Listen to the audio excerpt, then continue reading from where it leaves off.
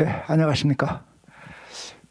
저기 니체하고 이제 불교를 비교하는 강연인데 사실 이제 불교만 해도 그, 그 시간이 부족하죠. 뭐 니체에 대해서 소개하고 또 뭐 그것이 가지고 있는 문제점에 대해서 또 이야기하고 뭐 그런 것만 해도 상당한 시간이 많이 걸립니다. 그런데 이제 니체와 불교 이 두 사상을 이제 비교하는 이제 그런 식의 강연이다 보니까 사실은 이제 많은 시간이 좀 필요한데 제가 뭐 핵심적인 것만 좀 말씀을 드리도록 하겠습니다. 그 니체가 나는 유럽의 부처다. 뭐 그런 이야기를 한 적이 있습니다. 니체와 불교를 비교하는 연구들이 뭐 저도 책을 하나 썼지만 상당히 많이 있습니다. 서양 철학자 중에서 가장 인기 있는 사상가 중에 하나가 니체잖아요. 그리고 또 뭐 불교, 서양 철학하지만 뭐 불교에 관심 갖는 분들이 또 상당히 많이 계시고, 주로 이제 그런 분들이 이제 서양 철학하고 이제 불교를 많이 비교하는데, 이제 그 연구가 크게 그 둘로 나눠집니다. 어떤 분이 이제 니체하고 불교하고 거의 동일한 이야기를 하고 있다. 그리고 이제 그런 분들은 어떤 의미에서는 이게 이제 부처가 니체가 이야기하고자 하는 것을 훨씬 더 분명하게 잘 말씀을 하셨다. 뭐 이제 그렇게 이제 보는 분들입니다. 자, 그 경우에는 이제 니체가 좀 불교의 약간 하류 정도가 되겠죠. 이제 그런 분들은 제가 보기에 불교에 대해서 엄청난 애착을 가지신 분들 같아요. 이제 그러다 보니까 이제 서양의 이제 유명한 철학자들도 사실은 다 부처가 말하려고자 했던 것을 이야기했던 것이고, 근데 이제 부처님이 이제 그걸 훨씬 더 아주 완성된 형태로 이야기를 했다. 뭐 이제 이런 식으로 이제 이야기를 하는 분들이죠. 저는 이제 그 불교와 니체 사이에 뭐 어느 정도 유사성은 있지만 근본적인 차이가 있다고 생각을 합니다. 양자 사이에는 넘어설 수 없는 그런 간격이 있다. 뭐 그렇게 보는 입장입니다. 니체 자신은 그러면 자기 자신의 사상하고 이제 불교 사상의 관계를 어떻게 봤느냐? 근본적인 차이가 있다고 봤어요. 뭐 유사성도 있지만 유사성보다는 근본적인 차이가 있다. 저는 이제 그 니체 자신의 이제 그런 입장을 좀 따르는 편이지만 뭐 그렇지만 이제 제가 보기에는 그렇다고 해서 이제 니체의 입장을 뭐 다 따르는 건 아니고 니체가 좀 불교를 좀 오해한 측면이 있다고 생각을 합니다. 그래서 이제 불교에 대한 니체의 견해를 다 받아들이지는 않아요. 그렇지만 이제 그럼에도 불구하고서 니체와 불교 사이에 넘어설 수 없는 차이가 있다. 그 점에 있어서는 이제 니체의 생각을 받아들이고 있습니다. 그래서 이제 그 니체와 이제 불교 사상의 어떤 동일성, 뭐 내지 유사성을 강조하는 분들은 나는 유럽의 부처다라는 말에서 이제 부처라는 말에 이제 그 방점을 두는 거죠. 그러니까 니체가 이게 그 이상적인 인간으로 여겼던 초인은 사실은 이제 그런 부처와 같은 존재다. 뭐 이제 이렇게 이제 보는 거죠. 근데 이제 니체가 이제 하필 이제 저게 이제 유럽이라는 말을 붙였단 말입니다. 나는 유럽의 부처다. 응?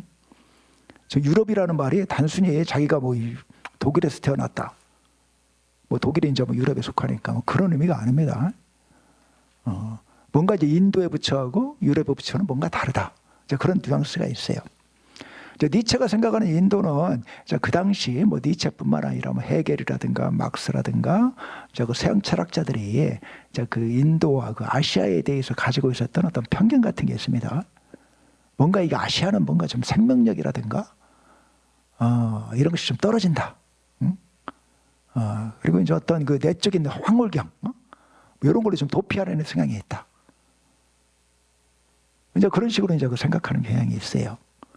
니체도 인도를 생각하고 또 이제 그 불교를 생각할 때 어떤 현실 세계를 떠나가지고서 어떤 내적인 그 평안, 내적인 그 황홀경으로 도피하려는 그런 성향이 있다고 보는 겁니다. 그런데 이제 이에 반해서 이제 유럽은 어떤 이제 강력한 어떤 활력과 어떤 생명력을 가지고 있고 또 이제 그 개개인들의 어떤 자유를 존중하고 이제 뭐 그런 식의 그 성격을 가지고 있다고 보는 거죠.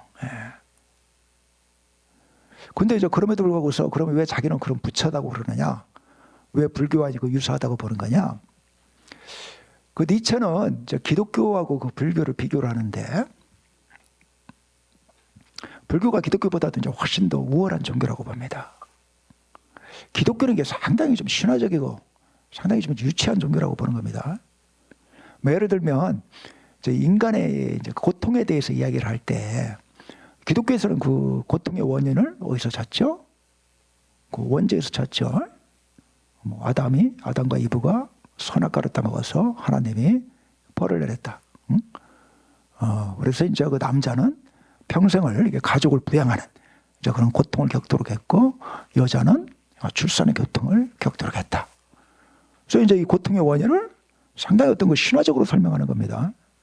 근데 니체가 보기에는 이제 이제 이런 식의 설명은 이제 과학이 발달하고 이제 이런 그 근대에서는 받아들이기 어렵다. 그러니까 상당히 신화적인 그 뭐 좀 유치원생들한테 좀 이게 설득력 있는 이야기지, 그런 걸 참 이런 현대적인 어떤 그 지성이 받아들이기 어렵다.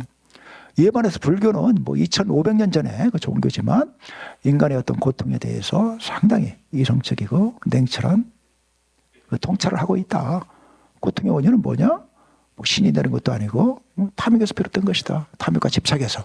그래서 탐욕과 집착을 버리면 우리가 고통에서 벗어날 수 있다. 그래서 이게 이제 그 불교는 철저하게 어떤 그 인간의 그 경험과 이성적인 반성, 이성적인 통찰에 이제 그 근거를 하고 있는 종교다. 이제 그렇게 바라보는 겁니다. 이제 그 점에서 이제 불교가 이제 기독교보다도 훨씬 뛰어난 종교다. 뭐 이렇게 이제 보는 거죠. 그 이제 엔티크리스트라고 우리말로 이제 하면 뭐 적그리스도가 되겠죠. 이제 말년에 니체가 이제 쓴 책인데, 니체가 이제 자기 자신을 이제 적그리스도로 자처를 하는 것이죠. 원래 니체는 목사의 아들이지 않습니까? 아들이었죠. 근데 이제 나중에 이제 적그리스도로 자처할 정도로 이제 기독교에 대해서 아주 이제 그런 비판적인 그 태도를 취했었죠. 그래서 이제 그 자기는 이제 그 불교와 마찬가지로 이게 상당히 어떤 그 실증적인 그 입장을 취한다고 이제 보는 겁니다. 그래서 이제 니체가 불교로 이제 인류 역사상 최초의 이제 실증주의적인 종교다. 철저하게 어떤 경험과 이성적인 반성에 입각한 종교다. 먼저 그런 식으로 평가를 하는데, 뭐 자기의 철학적인 입장도 불교와 마찬가지로 철저하게 어떤 그 경험에 입각하고 어떤 이성적인 통찰과 반성에 입각한 거다. 자, 그 점에 있어서 불교와 자기 자신 사이의 어떤 그 유사성, 동일성을 이야기를 하는 거죠. 여기서 이제 그 부처라는 의미는 이제 그런 의미입니다. 그런 의미고. 근데 이제 이제 유럽이라는 말은, 근데 자기가 보기에, 근데 불교는 이런 어떤 그 현실 세계의 어떤 대결이라든가 뭐 이런 걸 좀 피하면서 내적인 어떤 평안, 요걸로 이제 도피에 들어갔다고 보는 겁니다. 근데 이제 니체 자신은 자기는 어떤 그 현실과의 어떤 대결, 이런 걸 통한 어떤 그 인간 개개인의 어떤 강화와 어떤 성장, 고양, 이런 걸 이제 그 주창하는 이제 그런 사상가라고 보는 거죠. 이제 그런 것이 이제 어떤 유럽의 정신이라고 보는 것이고, 니체는 이제 그 자기 철학의 이제 그 과제를 이제 그리스 로마의 어떤 그 귀족 정신이 가지고 있었던 이제 그런 추구했던 그 덕들, 어떤 자기에 대한 강한 긍지라든가 어떤 호승심이라든가 이런 것들을 이제 다시 이제 그 계승하는 이제 그런 입장으로 봤거든요. 그런 것은 이게 그 불교와는 이게 상당히, 불교가 추구하는 그 덕과는 상당히 이제 거리가 멀다고 생각하는 겁니다. 그 점에 있어서 자기는 이제 인도의 부처가 아니라 유럽의 부처다. 이제 그런 식으로 이야기를 하는 거죠. 그래서 이제 그 니체하고 불교를 그 연구하는 이제 그 전문 학자들의 이제 그 글들을 보면, 뭐 니체가 말하는 그 초의를 이게 그 부처랑 좀 동일시하는 연구들이 상당히 많이 있습니다. 근데 제가 보기에는 상당히 좀 잘못됐다고 생각을 해요.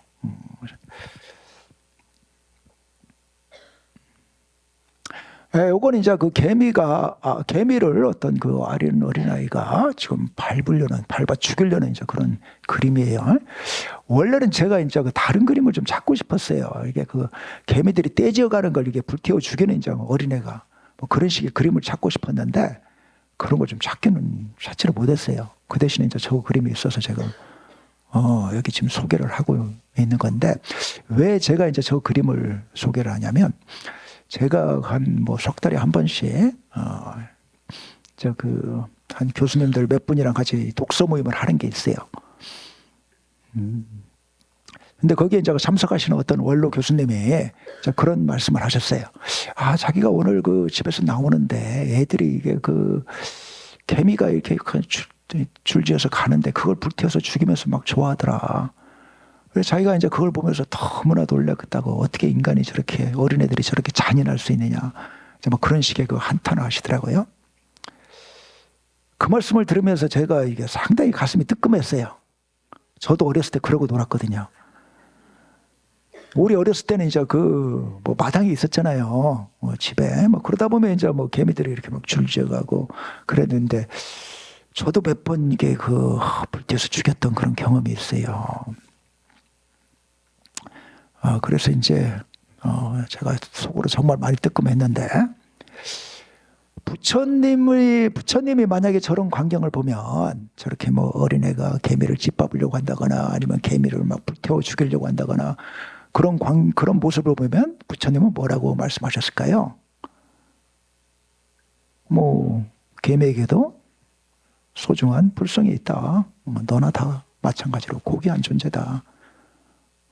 생명을 존중해야 된다. 그런 식의 가르침을 주셨겠죠. 예수도 이제 그런 가르침을 주셨을 것 같아요. 다 신이 만드신 그 창조물이고 신에게서 다 비롯된 것이기 때문에 나름대로의 다 신성이 있다. 그러니까 그 생명을 소중해야 된다.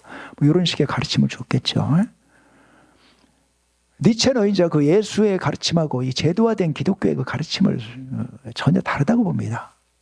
그 이제 엔티크리스트라는 책에서 이제 예수의 정신하고 이제 제도화된 이 기독교의 이 가르침을 완전히 다른 걸로 지금 구별을 하고 있는 건데, 예수는 뭐 예수 천당 불신족 이런 말을 한 적이 없다고 보는 겁니다. 뭐 자기를 믿는 자는 뭐 천국에 가고 자기를 안 믿는 자는 지옥에 떨어지고 이런 말을 한 적이 없다고 봐요. 예수가 생각하는 어떤 천국, 지옥은 다 상징적인 의미다. 그래서 뭐 인간들이 서로 사랑하고 서로 존중하는 그런 곳이 천국이고, 서로 증오하고 갈등하고 투쟁하고 그런 곳이 이제 지옥이다. 뭐 그런 의미로 이야기를 했지.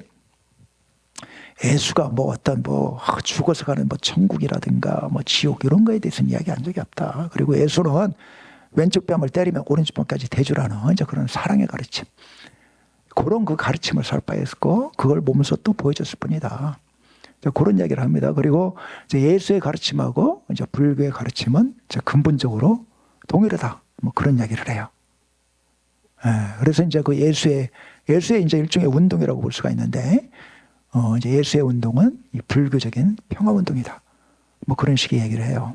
그래서 제가 보기에도 이제 뭐 그렇게 충분히 이제 볼 수 있는 측면이 있고요. 그래서 뭐 예수님이든 부처님이든 똑같이 저 생명의 어떤 고귀함을 이제 설파하는 식으로 저 어린애를 꾸짖었을 것 같아요. 니체 같으면 어떤 식으로 답변했을까요? 답변이 아니라 어떤 식으로 저 어린애한테 이야기를 했을까요? 뭐 강연장이라서 저희가 토론하기는 좀 어려운 것 같아요. 제가 생각에는 니체는 예수나 부처님하고는 상당히 좀 다르게 이야기했을 것 같아요. 그 니체는 그 힘의 의지에 대해서 얘기를 합니다. 인간은 어떤 그 권력을 추구하려는 그런 의지가 있다고 보는 거예요. 그래서 이게 인간이 이게 자기보다 어떤 우월하다든가 힘이 강하다든가 이런 걸 그 느끼고 싶어하는 그런 의지, 욕망이 있다고 보는 겁니다. 그게 이제 그 상당히 아주 강하고 인간의 아주 가장 근본적인 욕망이라고 보는 겁니다. 타인보다 좀 우월한 존재가 되고 싶다.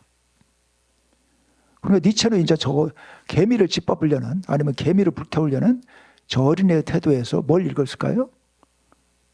저 연약한 개미를 짓밟으면서 내가 뭔가 우월한 강한 존재다. 이런 걸 느끼고 싶어하는 걸 힘의 의지를 읽었겠죠. 그러면 니체는 그걸 당연하게 얘기했을까요? 보통 이제 니체의 사상을 그렇게 해석하는 사람들이 있습니다. 니체는 말이야 이게 뭐 인간은 원래 인간뿐만 아니라 모든 생명은 어떤 그 남보다 강해지려고 하고 타인의 어떤 지배하려는 어떤 그런 어떤 그 권력을 추구한다. 그래서 니체는 어떤 그 약육강식의 사회 이런 걸 그 정당화했다. 이제 그런 식으로 해석하는 사람들이 있어요. 특히 이제 마크시스트들이라든가 뭐 이제 게오르그 루카치라고 이제 아주 유명한 마크시스트가 있는데 그런 분들이 이제 그런 식으로 해석을 하죠.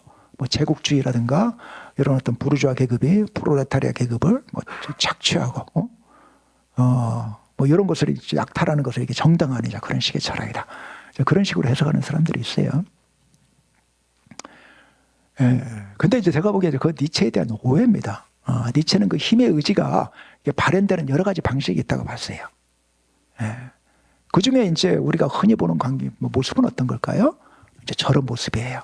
자기보다 그냥 많이 약한 거. 약한 생물이나 약한 인간을 골라가지고서 막 괴롭히거나 죽이거나 뭐 이런 거죠. 그걸 통해서 이제 자기 힘을 느끼고 싶어 하는 거죠. 나는 역시 참, 뭐 강하고, 탁월한 존재야. 네. 근데 니체는 이제 그런 식으로 그 힘의 의지가 발현되는 것을 상당히 어떤 그 비겁한 방식이라고 봤습니다. 그러니까 이제 어린애들 같으면 어때요? 요새 이제 학교 폭력 같은 게 많이 문제가 되고 있죠. 그게 이제 그 힘의 의지가 발현되는 상당히 이제 그 비겁한 방식이죠. 뭐 보나마나 그냥 자기보다 자기가 자기랑 싸우면 자기가 충분히 이길 수 있는 이제 그런 애 골라가지고 막 괴롭히는 거죠. 이제 그런 애들 왕따시키고. 뭐 성인들 사이에서는 이제 그런 게 어떤 식으로 나타나요? 요새 이제 흔히 이제 갑질이라는 말로 이제 표현되는 이제 그런 식의 양상으로 나타나겠죠. 자기보다 이제 불리한 처지에 있는 사람, 그런 사람한테 이제 막 위세를 과시하고 그런 식으로 나타나는 거죠. 그건 이제 힘의 의지가 이제 나타나는 상당히 비겁한 양식입니다. 또 니체 같은 거 어떻게 얘기하겠어요? 힘의 의지가 발현되는 보다 더 높고 어떤 우아하고 고귀한 방식이 있다고 보는 겁니다. 이왕이면 어때요? 자기랑 대등하거나 최소한 대등하거나 이왕이면 자기보다 더 우월하게 강하게 보이는 사람, 강하게 보이는 상대, 그런 상대랑 경쟁하고 그런 상대랑 싸워라 이런 거냐 이런 겁니다. 그러니까 니체 같으면 저 어린애한테 뭐라고 얘기를 하겠어요? 창피한 줄 알아라. 응? 창피한 줄 알아라. 응? 어떻게 저렇게 그냥 그 연약한 개미하고 개미를 괴롭히면서 너의 힘을 느끼려고 그러냐. 니네 반에 그 일진이 있잖아. 그 애랑 싸워봐 한번. 니체 같으면 그런 식으로 이야기를 할 것 같아요. 부처의 이제 가르침하고 저 어린애의 이제 그런 모습을 봤을 때 이제 부처 같은 분이 이제 줄 가르침하고 니체가 줄 가르침하고 상당히 다르죠. 상당히 다릅니다. 뭐 개미를 죽이지 말라는 것은 뭐 다 똑같지만 그래도 왜 죽이지 말아야 되는지 그 이유가 상당히 다릅니다. 그래서 저는 이제 그 니체와 이제 불교 사이에 상당히 근본적인 차이가 있다고 이제 보는 거죠. 그래서 이제 힘의 의지가 나타나는 세 가지 유형을 한번 제가 정리를 해봤는데, 이건 뭐 니체가 이렇게 뭐 분명하게 얘기를 하지 않고 있고, 제가 이제 이런 식으로 한번 정리를 해본 거예요. 그래서 이제 힘의 의지가 상당히 비겁하고, 좀 추악한 형태로 이제 나타나는 경우가 있다는 거죠. 많은 경우에 저렇게 나타나요. 그 다음에 이제 또 힘의 의지가 상당히 좀 위선적으로 나타날 그 경우가 있어요. 저런 것도 우리가 좀 많이 보는 건데, 뭐 예를 들면 이제 누가 이제 사회적으로 성공했는데 자기는 실패했어요. 그럴 때 뭐라고 우리가 보통 자기 자신을 위로하죠. 나는 원래 말이야 참 정직하고 남한테 아부할 줄 모르다 보니까 실패한 거야. 승진도 못한 거야. 근데 저놈은 말이야 그냥 윗사람한테 잘 보이려고 맨날 아부 떨고 그러더니만에 승진한 거야. 이런 식으로 이제 자기를 정당화하고 위로할 수가 있겠죠. 근데 정말 자기가 그렇게 선하고 정직할까요? 뭐 그렇지 않은 경우가 사실은 많죠. 근데 이제 뭐 저런 식의 어떤 양태를 보이는 경우가 상당히 많죠. 내가 못 사는 건 다 내가 정직하고 너무 선해서 그런 거야. 이 잘 사는 인간들은 다 도둑질해서 그런 거야. 이제 그런 게 이제 하나의 위선적인 힘의 의지입니다. 물론 뭐 실제로 뭐 그런 경우도 있겠지만 사실은 뭐 이제 자기가 어떤 능력도 부족하고 노력도 부족해서 뭐 실패한 경우가 사실은 또 많이 있겠죠. 그래서 이제 저런 걸 이제 자기는 선하고 자기보다 뭔가 우월한 인간은 다 악한 인간이다. 그런 식으로 이제 단정을 하면서 이제 자기의 우월성을 확보하려는 이제 그런 식의 태도죠. 이제 그런 걸 이제 상당히 힘의 의지가 나타나는 위선적인 방식이라고 부를 수 있을 것 같아요. 그 다음에 이제 고귀한 힘의 의지. 그건 이제 아까 제가 말씀드린 것처럼 이왕에 뭐 경쟁을 하더라도 최소한 자기랑 대등한 상대, 이왕이면 자기보다 우월한 상대랑 경쟁을 하는 거죠. 그래서 뭐 경쟁을 했는데 자기가 졌어요. 근데 뭐 상당히 공정하게 경쟁을 한 것이고 상대방이 자기보다 뛰어나서 졌어요. 그러면 어때요? 저런 사람은 뭐 내가 부족해서 그런 거다. 상대방이 나보다 훌륭하구나.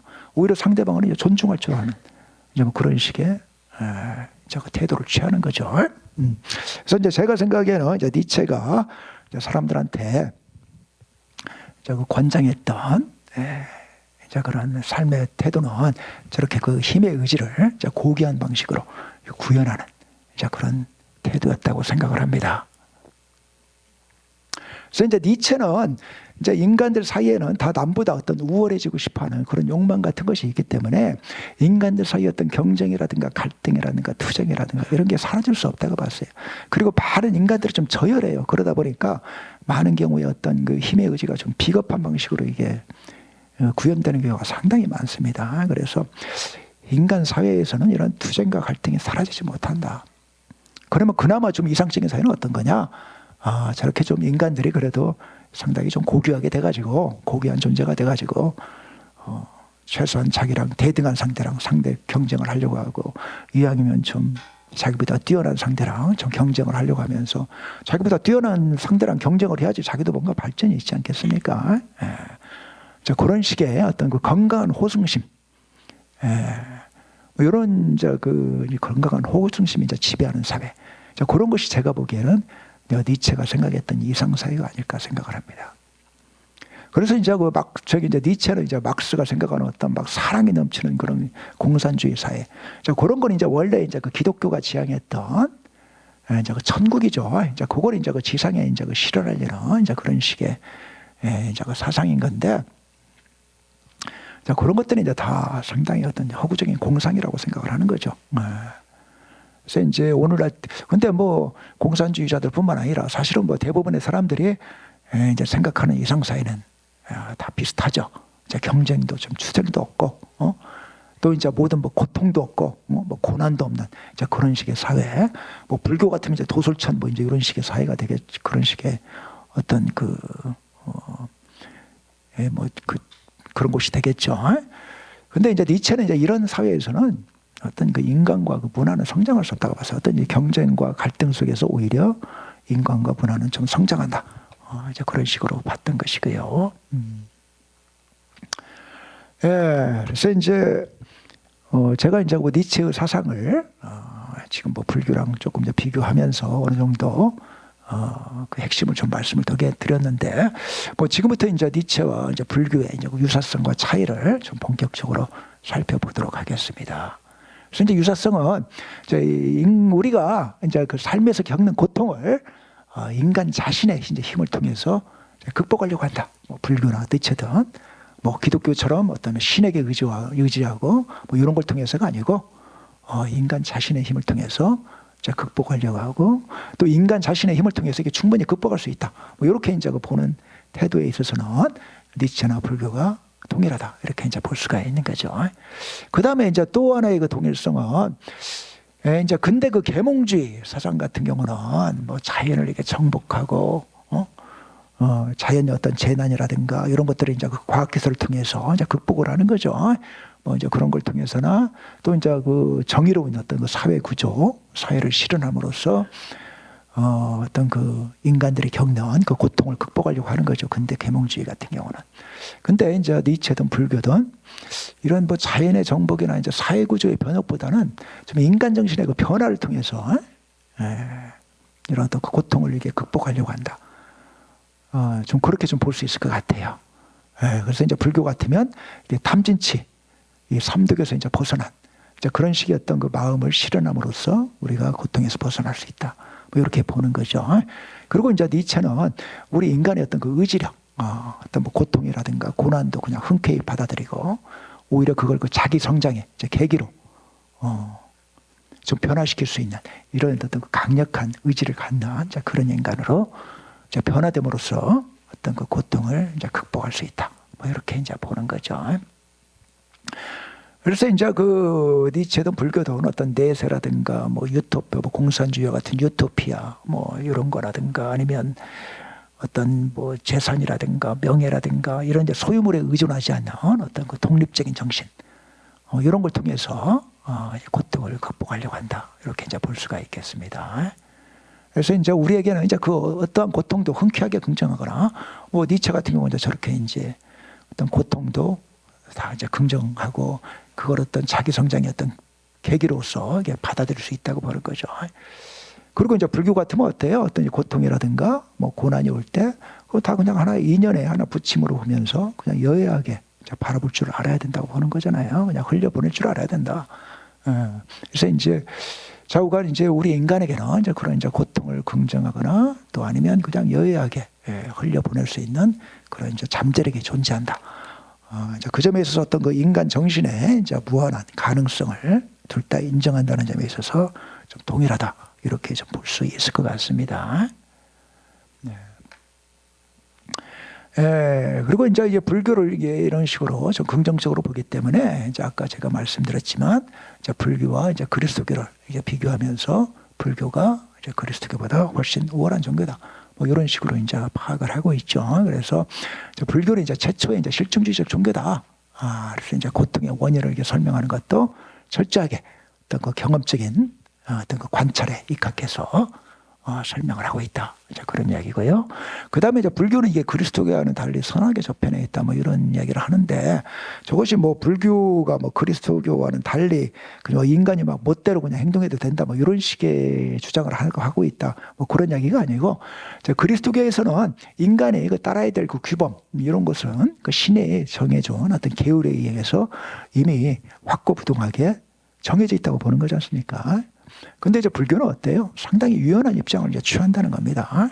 아무리 뭐 부처의 가르침이라도 뭐 우리 시대에 너무나 안 맞거나 또 사람들이 어떤 깨달음에 이르고 어떤 뭐 그런 것을 혹시 뭐 방해가 되는 뭐 그런 식의 또 가르침이 있을 수도 있는 거죠.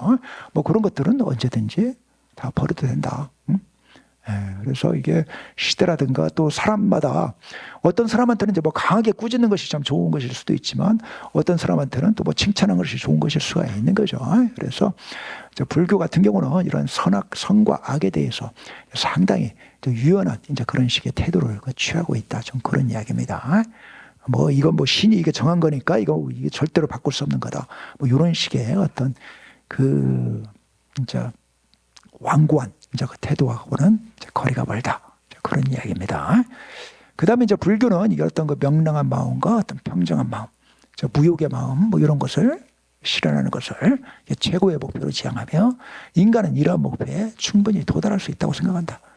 그래서 이제 불교는 이제 그 완전성을 이렇게 동경만 하는 종교가 아니라 완전성을 이렇게 구현하고자 하고 또 구현할 수 있다고 이제 그런 식으로 믿는 그 종교다. 이에 반해서 이제 기독교 같은 경우는 인간은 근본적으로 죄인이라고 보죠. 그래서 어떤 그 신의 구원이 없이는 인간은 완전히 선해질 수가 없다. 이제 이렇게 이제 보는 거죠. 그래서 이제 이 점에 있어서 이런 세 가지 점에 있어서 니체는 불교가 그리스도교보다 더 뛰어난 종교다. 이제 그런 식으로 보고 있습니다. 그 다음에 이제 불교가 가지고 있는 그 성격은 이제 니체는 이제 정신 건강을 위한 유생법이다. 뭐 이런 식으로 파악을 해요. 그래서 이제 불교는 원래 이제 그 부처님 같은 경우도 상당한 지식인이었죠. 그 당시에. 이에 반해서 이제 기독교는 이제 원래 그 처음 나타났을 때 뭐 노예 계급을 비롯한 이제 그 하층 계급들이 먼저 믿기 시작했었죠. 뭐 예수의 그 예수야 뭐 상당한 이제 지식인이었던 것 같은데 예수의 제자들은 다 못 배운 분들이죠. 뭐 베드로 같은 경우 어부였고. 근데 이제 그 부처의 제자들은 뭐 부처도 그렇고 뭐 마가섭도 그렇고 당대의 어떤 그 최고의 이제 지식인들이라고 볼 수가 있습니다. 근데 이제 니체는 이제 그 사람의 어떤 그 지식이라든가 뭐 이런 것들이 이게 너무나 이게 발달하게 되면 이게 생명력이 좀 떨어진다고 봤어요. 그러니까 머리만 발달하고 뭔가 이 강한 의지력이라든가 이런 어떤 활력이 좀 떨어진다고 보는 겁니다. 상당히 좀 이렇게 좀 허약한 좀 샌님이 이제 비슷하게 된다고 보는 겁니다. 인간이 그렇게 되면 이제 우울증에 걸리게 되기 쉽다고 봤어요. 현실이라는 것이 우리 뜻대로 항상 되는 것이 아니고 우리가 어떤 기대하지 않았던 여러 가지 어떤 고난이라든가 이제 이런 것이 우리에게 닥쳐오는데 이런 어떤 그 허약한 심성을 갖게 되면 이제 사람들이 이제 그런 외부적인 이제 그런 고난에 의해서 이제 휘둘리게 되고, 그러면 이제 우울증이 걸리기 쉽다고 이제 보는 겁니다. 그래서 이제 그 부처의 가르침은 이제 그 당시에 당대에 이런 그 정신적으로 이제 원숙했던 사람들이 이제 빠지기 쉬웠던 그 우울증에서 이게 벗어나게 하는 이제 그런 어떤 그 해법을 제시하는 거였다. 뭐 니체는 이제 그런 식으로 파악을 해요. 예, 그래서 이제 그 이제 부처가 이제 제시했던 그 이제 위생법, 어떤 건강법이죠. 정신건강법. 우리 이제 이 정신건강법은 이제 이런 것들이 있다고 보는 겁니다. 그래서 이제 외부 세계와 단절하면서 개념적인 작업에만 몰두하면 우울증에 걸리기가 쉬우니까 이 골방에서 개념적인 작업에 몰두하지 말고 광활한 대기 속에서 생활하라. 그래서 이제 부처 같은 경우 이게 광활한 숲 속에서 명상하고 이제 그랬다고 보는 겁니다. 그 다음에 이제 항상 맑은 정신을 유지하는 것을 이렇게 방해하는 음식물들, 뭐 술 같은 거, 이런 걸 이제 뭐 마시거나 먹지 말라. 이제 뭐 그런 식의 또 지침을 줬다고 보고 있고요. 그 다음에 이게 모든 격정을 금하고 항상 편안하고 말 밝게 하는 상념을 가져라. 그리고 자신을 위해서든 뭐 타인을 위해서든 번뇌하지 말아라. 모든 종류의 번뇌는 다 우리를 우울증으로 이끌 수가 있다고 보는 겁니다. 그래서 항상 밝고 긍정적으로 생각하라. 뭐 이제 이런 식의 그 가르침을 줬다고 보는 겁니다. 그 다음에 이제 복수심, 방감, 원한, 강제 뭐 이런 것들은 정신적으로 우리를 건강하지 못하게 이제 만드는 것이니까 항상 선량함과 친절함을 유지해라. 그러니까 원한이라든가 복수심 이런 것은 계속 원한과 복수심을 낳고 그래서 인간은 어떤 번뇌의 수렁에 이제 그 빠지게 하는 거니까 그런 것들 그냥 바로바로 이제 잊어버리고 누구에게든 항상 친절해라. 지금 그런 이야기입니다. 그래서 이제 그 니체하고 이제 불교가 이제 그러니까 이제 니체는 이제 저런 이제 정신적인 어떤 건강법이 인간은 어떤 우울증에 걸리지 않게 하는 데는 상당히 효과가 있을 거라고 보는 겁니다. 근데 이제 저런 것들이 인간의 삶을 이렇게 자칫하면 상당히 소극적인 것으로 만들 수가 있다고 보는 거예요. 어떤 내면적인 어떤 평화, 안정만 이렇게 추구하는 그런 식의 어떤 그 인간으로 만들 수가 있다고 보는 겁니다. 근데 이제 니체는 아까 말했지만 이런 어떤 건강한 호승심 같은 거, 뭐 자기보다 좀 강하게 보이는 사람, 뭐 이런 사람과 경쟁하면서 자기를 성장시키고 이런 걸 상당히 긍정적으로 보는 거죠. 그래서 이제 그 자기 자신의 어떤 철학하고 이제 불교 사이에는 이제 근본적인 차이가 있다고 보는 거고요. 그래서 이제 니체는 이제 자기가 이게 지향하는 이거 덕으로 이제 이 다음과 같은 것들을 들고 있습니다. 이제 긍지, 자기에 대해서 이제 강한 긍지를 갖는 게 필요하다. 니체가 생각하는 긍지는 이제 아리스토텔레스가 이야기했던 긍지랑 상당히 유사합니다. 이제 긍지라는 것은 이게 정말 이게 긍지를 가질 만한 인간이 이제 그 자기에 대해서 자부심을 가질 때 그게 긍지라고 할 수가 있습니다. 그럴 만한 어떤 능력도 되고, 뭐 실력도 갖춘 사람이 뭐 자기에 대해서 긍지를 가질 때는 상당히 이제 바람직한 거죠. 근데 뭐 그런 어떤 능력도 실력도 없는데 자기가 대단하다고 생각해요? 그런 건 이제 교만이라고 봅니다. 아리스토텔레스 같은 경우. 이에 반해서 이제 자기 나름대로 능력이 있는데, 이게 이제 사람들 앞에 너의 능력이 필요하니까 좀 나와서 좀 네 능력 발휘 좀 해봐. 그럴 때 이제 막 뒤로 빼는 사람들이 있어요. 공연이 이제 책임질까봐. 이제 그런 건 이제 아리스토텔레스 같은 경우 이제 비굴함이라고 봅니다. 그래서 이제 긍지라는 것은 교만과 어떤 그 비굴함의 이제 중용이다 이런 이야기를 하는데, 뭐 니체도 이제 어떤 긍지라고 이야기할 때는 이제 그런 아리스토텔레스적인 의미에서 교만과 비굴의 하나의 중용으로서의 긍지를 이야기한다고 볼 수가 있습니다. 자기 나름대로 어떤 충분한 능력과 실력을 갖추고 있고 또 이게 그 사회가 공동체가 자기의 능력과 실력을 필요로 하면 뭐 책임지고 어떤 그 곤란한 일을 맡는 이제 그런 식의 그 태도를 이제 가리키는 거죠. 그 다음에 이제 거리를 두는 패토스. 저건 이제 남보다도 이렇게 뭔가 이게 좀 우월한 존재가 되려고 하고 이제 그런 식의 어떤 그런 그 열정을 가리키는 겁니다.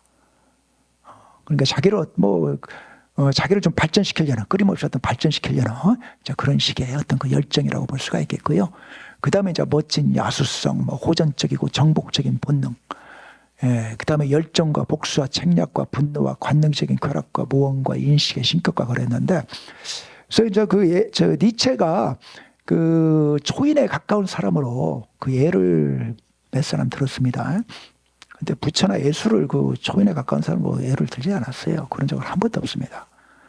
나폴레옹이라든가 시저라든가 뭐 괴테 같은 사람, 그런 사람들을 그 초인에 가까운 사람들로 봤어요.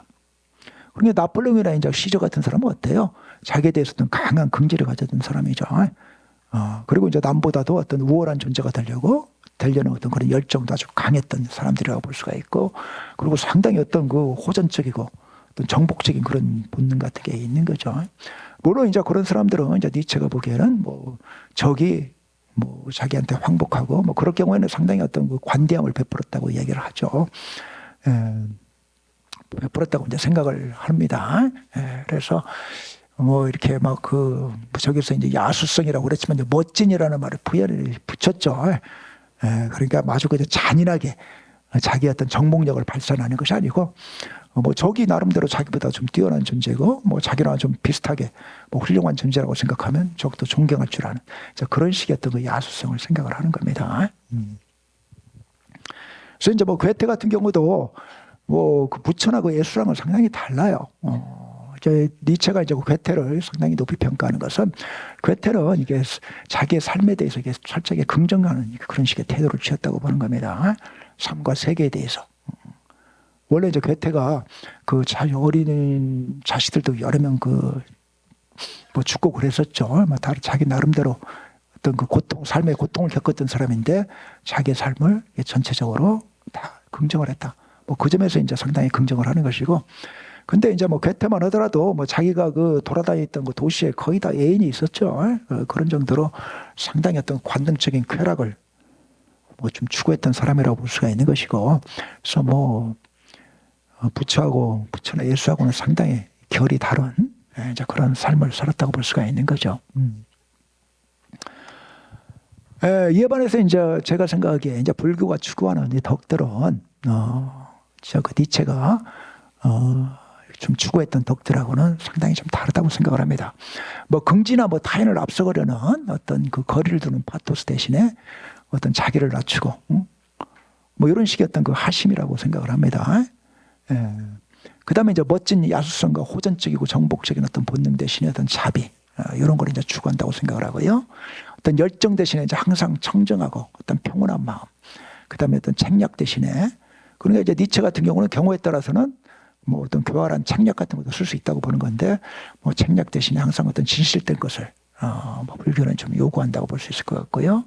뭐 분노 대신에 어떤 이해와 용서, 뭐 관능적인 쾌락 대신에 어떤 열반의 평정, 모험 대신에 어떤 조용한 명상, 뭐 존재자들을 지배하는 어떤 방법에 대한 인식 대신에 존재자들의 성장을 돕는 지혜, 이런 걸 뭐 추구한다고 볼 수 있을 것 같아요. 그래서 니체와 불교 사이에는 상당히 좀 건너기 어려운 뭐 그런 거리가 있지 않나 뭐 그런 생각을 해보고요. 그다음에 이제 그 니체는 이게 불교는 이게 좀 노인을 위한 종교라고 이야기를 하고 있습니다. 그러니까 이제 저도 이제 나이가 뭐 60이 이제 많이 좀 넘었죠. 뭐 그러다 보니까 저도 모르게 제가 이제 뭐 저희 이제 뭐 할아버지 세대라든가 아버지 세대가 했던 이야기를 저도 모르게 하고 있더라고요. 뭐니 해도 뭐 건강이 최고다. 뭐 다른 거 다 쓸데없어. 그냥 건강하면 하면 돼. 뭐 몸과 마음이 편하면 돼. 뭐 저도 모르게 그런 이야기를 하고 있어요. 그러니까 뭐 저도 이제 뭐 젊은 시절에 뭔가 뭐 대단한 업적을 내보겠다 뭐 그런 식의 어떤 야망도 있고 열정도 있는데 자 그런 게 다 쓸데없다고 생각하는 겁니다. 그러니까 이제 니체가 보기에는 좀 불교가 좀 그런 식의 어떤 종교라고 봐요. 그리고 이제 기독교도 이제 사실 이제 기독교가 어떤 추구하는 그 기독교가 이제 이상적인 곳이라고 생각하는 천국도 또 고난이라든가 뭐 투쟁, 갈등 이런 것이 이제 없는 곳이잖아요. 근데 우리가 뭔가 어떤 업적을 이루려면 자기 자신과 끊임없이 투쟁해야 되고 또 다른 인간들과도 경쟁해야 되고 그런 경우가 사실은 많죠. 근데 이제 뭐 불교나 이제 기독교가 이제 추구하는 어떤 그 이상사회 이런 것은 이런 고난과 뭐 경쟁, 갈등의 인자가 사라진 곳인데 그래서 이제 모든 사람들이 다 몸과 마음이 편안한 이제 뭐 그런 식의 어떤 사회. 뭐 이런 걸 이제 이상으로 생각한다는 건데, 자, 그런 것들은 이제 이런 뭐 노쇠한 노인들이나 좀 추구하는, 이상적으로 좀 추구하는 거다. 젊은 사람이 막 고통과 고난도 없이 그냥 몸과 마음이 편한 게 최고다. 그러면 이제 니체가 보기에는 어때요? 그 젊은이는 상당히 문제가 있는 젊은이라고 보는 거죠. 젊은 녀석이 벌써 그런 열정도 없고 패기도 없고 야망도 없냐. 니체는 이제 그렇게 보는 거죠.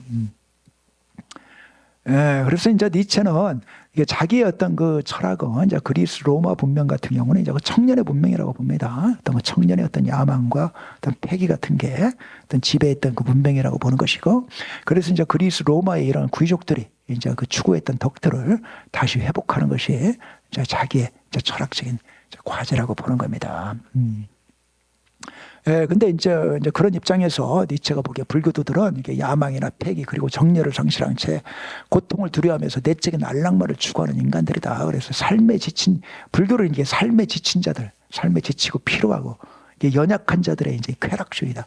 저기서 쾌락은 뭐 육체적인 쾌락이 아니라 이제 정신적인 어떤 쾌락, 정신적인 즐거움, 희열, 뭐 안정, 뭐 이런 걸 이제 가리키는 거죠. 그 다음에 이제 불교는 2500년 전에 이제 뭐 인격신을 부정하는 정신적인 진보를 일으켰지만, 그러니까 니체가 보기에 2500년 전에 뭐 인격신 그 따위 같은 걸 그런 건 다 허구다. 이런 식으로 이제 봤던 것은 정말 엄청난 그 정말 그 정신적인 그 진보라고 보는 겁니다. 근데 이제 근본적으로 좀 이게 어떤 그 사람 허무지게 대가당하다. 그래서 대가당하다는 것은 사람들의 생명력을 좀 약화시킨다. 그리고 이제 근본적으로 생명력이 좀 약화된 상태다. 이제 그런 의미예요. 이제 그런 어떤 상태에서 이제 비롯된 종교다. 이제 그런 식으로 이제 평가를 했습니다. 그래서 이제 니체는 이게 상당히 그 이제 자기 시대에 유럽에 이게 불교가 퍼질 것을 상당히 많이 우려했어요. 그래서 이제 우리 시대는 어떤 의미에서 부처의 시대가 그랬던 것처럼 성숙하다. 그러니까 이제 니체 당시에 이제 그 유럽만 하더라도 사람들이 다 이제 정신적으로 많이 성숙했다고 보는 겁니다.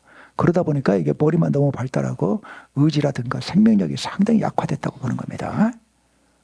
그러다 보니까 이제 사람들이 어떤 우울증에 걸리고 싶고, 그러면서 불교를 받아들일 수 있는 어떤 정신적인 토양이 유럽에 이제 확산되고 있다. 뭐 그런 식으로 봤어요. 그래서 이제 그 유럽, 당시 유럽이라는 것이 이게 상당히 어떤 생명력이 저하된 이 택하당한 상태에 있다. 이제 그렇게 봤습니다. 그래서 이제 사람들은 이제 우울함과 유약함에 빠져 있다. 유럽은 새로운 불교에 유혹받고 있는 것을 봅니다. 저기서 새로운 불교로 이제 특히 니체가 염두에 두고 있는 것은 그 쇼펜하우의 철학입니다. 쇼펜하우는 뭘로 유명하죠? 염세주의 철학으로 유명하죠. 그래서 그리고 쇼펜하우는 서양 철학자 중에서 제가 보기에는 뭐 에리 프롬 빼놓고는 서양 철학자 중에서 유명한 철학자 중에서 불교를 제일 높이 평가했던 그 철학자라고 볼 수가 있습니다. 그 상당히 놀라워요. 쇼펜하우어 당시에 뭐 헤겔이라든가 뭐 이제 그런 뭐 다른 서양 철학자들은 뭐 불교라든가 뭐 불교뿐만 아니라 그냥 아시아에는 진정한 어떤 종교라든가 뭐 철학이라고 할 만한 철학이 없다고 이제 그 생각을 했었는데, 쇼펜하우어만 이제 유독 불교야말로 이제 정말 최고의 철학이다. 그리고 내가 이야기하고 싶었던 것은 이미 다 불교에 있었다. 뭐 그런 식으로 그 인정했던 그 사상가죠. 그래서 이제 그 쇼펜하우어 같은 경우도 이제 니체가 보기에는 이런 어떤 그 내면의 평화, 이런 것을 어떤 그 도피하는 이제 그런 식의 이제 철학을 주창하고 있다고 봤고요. 이제 욕망이라는 것이 어떤 사람들의 어떤 고통의 원인이라고 보면서 어떤 욕망의 부정과 근절, 이런 걸 이제 촉구하고 그걸 통해서 어떤 정신의 평화만을 이렇게 추구하는 그런 식의 철학이라고 보는 거죠. 근데 이제 니체 당시만 하더라도 쇼펜하우어 철학이 뭐 상당히 인기를 얻고 있었고, 그래서 이제 저런 어떤 쇼펜하우어적인 이제 그런 염세주의, 또 연약함, 이런 것들이 이제 유럽을 지배할 수 있다. 이런 거에 대해서 니체는 상당히 우려를 했습니다. 그래서 이제 니체의 불교 해석을 우리가 이제 그러면 어떻게 볼 것이냐? 과연 이제 불교라는 것이 이런 내적인 황홀경이나 평안, 뭐 이런 것을 그냥 도피하고자만 하는 종교냐? 뭐 제가 보기에는 이제 뭐 그렇게 뭐 볼 수 있는 측면이 뭐 있기도 하고, 뭐 그런 식으로 이제 불교를 믿는 사람들도 있겠지만, 사실 이제 뭐 부처만 하더라도 자기 어떤 내적인 그 황홀경으로 도피한 건 아니죠. 뭐 깨달음을 얻는 순간부터 끊임없이 사람들에게 어떤 가르침을 전파하고 사람들을 어떤 고통에서 이제 벗어나게 하려고 나름대로 어떤 그 사회 참여를 했다고 볼 수가 있는 거죠. 네, 그래서 이게 불교는 내적인 황홀경으로 도피하기보다는 어떤 자비심과 지혜 같은 우리 자신의 잠재적인 능력을 최대한 교화시킴으로써 인간을 비롯한 모든 사물과 어떤 새로운 관계를 맺으려고 한다. 어떤 모든 사물들과의 어떤 관계를 뭐 단절하고 자기 내면으로 뭐 도피하려는 뭐 그런 건 아니다. 그 다음에 이제 불교 같은 경우는 어떤 그 허구적인 자, 우리는 어떤 그 다른 인간들과 어떤 구별되는 고립된 어떤 자아가 있다고 생각하는 것이죠. 그러면서 이제 나의 자아와 어떤 이제 다른 사람들의 자아를 끊임없이 비교하고 이제 그런 어떤 비교 의식 때문에 어떤 때는 기분이 저하되기도 하고 어떤 때는 막 어떤 때는 자기에 대해 우월 의식을 갖기도 하고 뭐 그러지 않습니까? 근데 이제 불교에서는 이제 그런 식의 자아는 다 허구적인 거라고 보는 거죠. 그래서 이제 허구적인 자아에 대한 집착을 버릴 때 우리는 더 이상 뭐 인연의 흐름을 자기 중심적으로 왜곡하려 하지 않고 오히려 이제 자신뿐만 아니라 모든 것들이 성장하는 방향으로 흐르게 할 수가 있다. 그러니까 이제 불교는 어떤 그 이런 어떤 그 개인적인 우리가 어떤 타고난 자기들의 그 개인적인 여러 가지 성향이 있죠. 성격 같은 게 있는 것이고 뭐 불교에서는 이제 그런 걸 아리아식이라고 이제 이야기를 한다고 생각을 하는데 우리가 사실 많은 경우에 어떤 자기 성질대로 살아가죠. 뭐 죽을 때까지. 근데 이제 불교는 이제 그런 성격, 그런 많은 성격은 또 자기 중심적인 성격을 가지고 있죠. 성향을 가지고 있죠. 자, 그런 걸 넘어서서 어떤 게 자비와 지혜로 충만한 이제 그런 어떤 그 마음으로 이 마음을 좀 변화시키는 것을 이제 불교에서는 이제 추구를 하는 거죠. 그런 걸 이제 뭐 유식불교에서는 뭐 전식특치라고 그러지 않습니까? 이제 아리아식을 어떤 지혜로 바꾼다고 그러는 것이고, 그래서 이제 불교가 이제 추구하는 것은 저런 어떤 자비와 지혜로 충만해서 어떤 자기뿐만 아니라 다른 사람들도 다른 사람들의 더 성장을 돕는 그런 식의 인간으로 변화되는 것이다. 뭐 그런 이야기고요. 그래서 니체가 좀 불교에 대해서 제가 보기에는 뭐 아주 좀 깊은 이해를 가지고 있다. 뭐 이렇게 보기에는 좀 어려울 것 같습니다. 예. 그래서 이제 그 니체 같은 경우도 그 세계를 긍정해야 된다고 이야기를 합니다. 그리고 이제 선불교 같은 이제 그 대승불교 같은 경우도 뭐 번뇌 세상과 열반 세상은 뭐 다르지 않다. 뭐 생각 하나만 바꾸면 우리가 살고 있는 이 번뇌 세상이 바로 열반 세상이다. 뭐 그런 식으로 얘기를 하면서 뭐 이 현세에 대한 어떤 긍정을 이야기를 하는 거죠. 근데 제가 보기에는 뭐 니체든 불교든 어떤 그 세계를 긍정하고 니체 같은 경우 어떤 우리가 겪는 고난이라든가 고통 이런 것도 이제 자기 성장을 위해서 다 필요한 거다. 이런 식으로 이제 긍정할 것을 요구를 했거든요. 그래서 이제 그런 식의 이제 그 사상을 이제 운명의 사상으로 제가 표현을 했던 거죠. 너의 운명을 사랑하라. 그리고 이제 자기의 운명을 사랑하는 자는 그 운명은 이제 어떤 세계의 모든 사건들과 다 연결이 되어 있기 때문에 제가 세계 전체를 다 사랑하는 자이죠. 그래서 니체는 뭐 이런 그 뭐 피한 세계라든가 이런 것들은 다 허구고 뭐 그런 거에서 어떤 뭐 구원을 찾고 그러지 말고 이 세계를 긍정하고 너의 운명을 어떤 긍정하는 데서 어떤 삶의 구원과 이제 행복을 찾아야 된다. 뭐 그런 식의 아주 철저하게 이제 현실 긍정적인 이제 그런 입장을 취했는데요. 뭐 제가 보기에는 이제 선불교나 대승불교도 이제 그런 어떤 현실 긍정적인 입장을 취한다고 생각을 합니다. 그래서 이제 선불교를 비롯한 대승불교도 열반과 현실적인 삶을 분리하지 않는데, 근데 이제 제가 보기에는 좀 이 불교의 현실 긍정하고 니체의 현실 긍정 사이에는 상당히 좀 차이가 있는 것 같아요. 그러니까 이제 뭐 금강경에서 뭐 의무소주의 뭐 생기신 뭐 이런 이야기가 있지 않습니까? 그러니까 이제 불교 같은 경우는 우리가 어떤 일을 하더라도 뭐에게 집착하지 말라고 그러지 않습니까? 뭐에게 사로잡히면 안 되고 이게 어느 정도 항상 어떤 그 달관의 자세를 좀 취할 것을 요구한다고 생각을 합니다. 뭐 이것이 어떠면 안 되면 어떨까 막 이렇게 애달하지 말고 막 말라는 거죠. 그래서 이제 불교는 어떤 일상을 긍정해도 이제 그것에 집착하지 않는 방식으로 이제 긍정할 것을 요구한다고 볼 수가 있습니다. 근데 이에 반해서 이제 니체에서 이제 긍정이라는 것은 현실에 대해서 상당히 어떤 강렬한 어떤 애정과 애착의 성격을 좀 띠고 있다고 생각을 해요. 뭐 나폴레옹이나 이제 뭐 시저 같은 사람들, 그런 사람들은 제가 보기에 뭐 비참한 어떤 그 죽음을 맞이했지만 뭐 자기 삶에 대해서 그렇게까지도 후회하지는 않았을 것 같아요. 뭐 니체가 생각하는 것처럼 이야기하는 것처럼 뭐 자기 운명을 좀 사랑하기도 했을 것 같고 뭐 다시 태어나도 내가 뭐 이런 식의 삶을 살겠다 뭐 이런 식으로 생각할 가능성도 있다고 생각을 합니다. 근데 이제 그런 사람들은 그럼에도 불구하고서 이 현실에 대한 상당히 어떤 그 강한 애착 같은 걸 보여주는 거죠. 그래서 이게 불교에서 선불교라든가 대승불교에서 이야기하는 이런 세계 긍정 요구하고는 좀 성격이 다르다. 뭐 이런 생각을 좀 하고요. 예, 그 다음에 이제 니체도 이게 자기 극복을 이야기하고 불교도 이게 자기 극복을 이야기를 하죠. 그래서 이제 뭐 부처님도 어때요? 뭐 그 자기를 이기는 것이 이게 그 뭐 어떤 뭐 무수한 적들을 이기는 것보다 더 어렵다. 뭐 이런 이야기를 하죠. 예, 그래서 자, 부처도 이제 뭐 대웅전이 이제 그 위대한 사나이라는 의미지 않습니까? 어떤 자기 어떤 여러 가지 욕망들, 충동들 이런 것을 극복한 하나 이제 위대한 사나이라는 의미가 아닐까 뭐 저는 개인적으로 그렇게 생각을 하는데, 그래서 이제 니체든 불교든 다 이게 자기 극복을 얘기를 합니다. 그래서 이제 니체 같은 경우 뭐 인간들의 욕망이라든가 뭐 정열들 이런 것을 이렇게 근본적으로 긍정을 하지만 그렇다고 해서 뭐 그걸 뭐 날 것으로 뭐 그대로 그냥 다 발산하라 이런 건 아니고 아까 말했지만 그 힘의 의지 같은 거 어떤 남보다 우월해지려는 의지 같은 경우도 이왕이면 이제 고귀한 형태로 우아한 형태로 발산을 하라고 그러죠.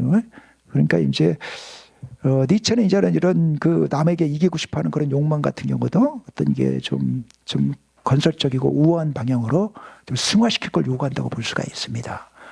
그래서 니체가 이제 생각하는 자기 극복은 이게 우리들의 욕망을 이렇게 그런 어떤 우아한 형태로 좀 승화하는 게라고 볼 수가 있겠고요. 이에 반해서 이제 제가 보기에 이게 불교는 이제 뭐 그런 호승심 같은 거 요런 걸 제가 보기에는 좀 버리라고 하는 것 같아요. 그 자체로 물론 이제 우리가 뭐 깨달음을 얻기 위해서 아 나보다 더 저 사람은 좀 발전했구나. 나도 좀 저 사람 같이 됐으면 좋겠다. 이런 식으로 이제 어떤 나는 뭐 저 사람보다 더 잘 많이 깨달아야지. 뭐 이런 식의 것도 이제 어느 정도는 이게 좀 필요하다고 좀 볼 수는 있겠죠. 그렇지만 궁극적으로 이제 깨닫기 위해서는 뭐 그런 식의 어떤 그 이제 선의의 어떤 그 경쟁심마저도 다 버려야 된다고 이제 보는 거죠.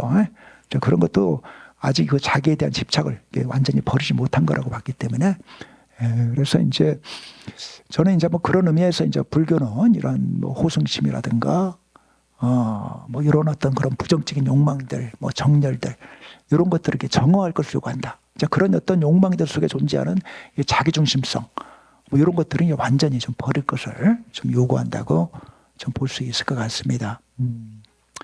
그래서 그래서 이제 니체와 이제 불교가 지향하는 그 인간상이라는 것이 이제 그 좀 다르다고 생각을 하는 거고요. 그래서 이제 니체는 자기가 생각하는 이제 그 이상적인 인간을 초인이라고 불렀고요.